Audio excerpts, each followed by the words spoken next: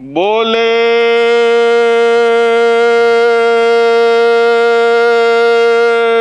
सोनिया।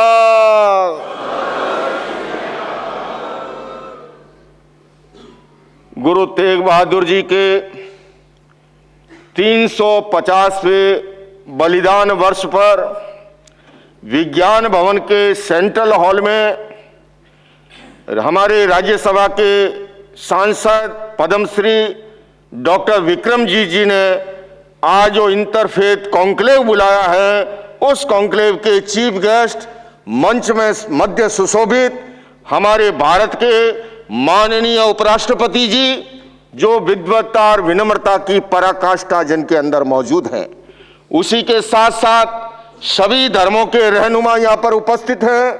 मैं इतना ही कहना चाहूंगा, हिंद की चादर गुरु तेग बहादुर। आज हमारा भारत देश विश्व क्षितिज पर सीना तानकर गौरव के साथ खड़ा है, तो उसके अंदर सबसे बड़ा बलिदान गुरु तेग बहादुर जी का है और हम कभी भी उनके इस ऋण को चुका नहीं सकते हैं। इस अवसर पर भाई विक्रमजीत जी, मैं आपको साधुवाद देना चाहता हूं, आपका अभिनंदन करना चाहता हूं, क्योंकि इंटरफेथ कॉन्फ्रेंस कॉन्क्लेव आज अंतर धार्मिक संवाद की पूरी दुनिया को सबसे ज्यादा जरूरत है और उस अंतर धार्मिक सम्मेलन में सबसे बड़ी शिक्षा मिलती है तो हमें गुरु ग्रंथ साहब से मिलती है। यह कहने में मुझे कोई संकोच नहीं है। बंधुओं और बहनों, धर्म हमें जोड़ना सिखाता है, तोड़ना नहीं सिखाता। धर्म के क्षेत्र में हिंसा, घृणा, भय, नफरत, इसका कोई स्थान नहीं हो सकता। हमारा महान भारत देश अनेकता में एकता उसकी मौलिक विशेषता है। बहुलतावादी संस्कृति उसकी खूबी है। सर्वधर्म सद्भाव उसका मूल मंत्र है। और मैं माननीय उपराष्ट्रपति जी को निवेदन करना चाहूंगा, यह हमारी सैकड़ों वर्षों से ये विरासत चली आ रही है। मैं इस अवसर पर यह जरूर प्रसंग याद करना चाहूंगा, जब साहिबजादों के दाह संस्कार का अवसर था और उस मुगल आतंक ने ऐसी शर्त लगा दी कि सोने की मोहरें और वो भी खड़ी बिछानी पड़ेगी। उस समय जैन समाज से एक टोडरमल जैन जी आगे आए और मैं उपराष्ट्रपति जी आपसे निवेदन करूं, आज भी दुनिया की कोई जमीन उससे महंगी नहीं है, चाहे आप बंबई चले जाओ, न्यूयॉर्क चले जाओ, लंदन चले जाओ।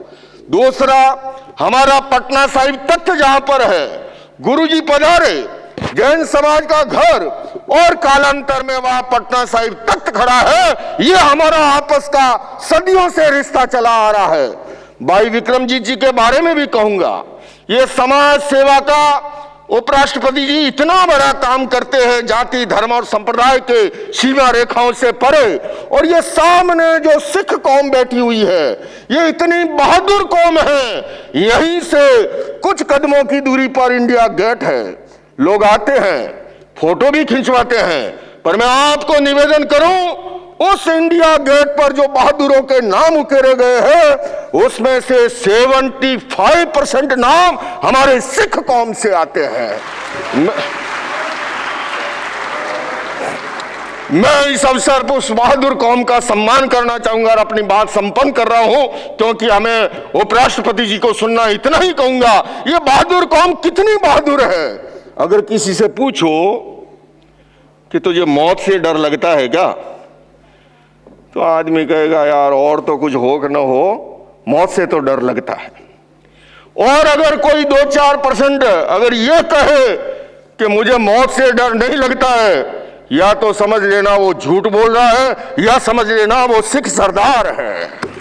मैं आज इस बहादुर कौम को उस बहादुर कौम को शिक्षाएं गुरु तेग बहादुर जी से मिली, गुरु नानक देव जी से मिली, गुरु गोविंद जी से मिली। और अंत में यही कहूंगा कि इतिहास कांच के टुकड़ों का नहीं, उज्जवल हीरों का बनता है, और इतिहास घास के तिनकों का नहीं, फौलादी तीरों का बनता है। अरे समरांगण में हथियार डालने वालों, इतिहास कायरों का नहीं, ऐसे गुरु तेग बहादुर जी जैसे महान बलिदानी वीरों का बनता है।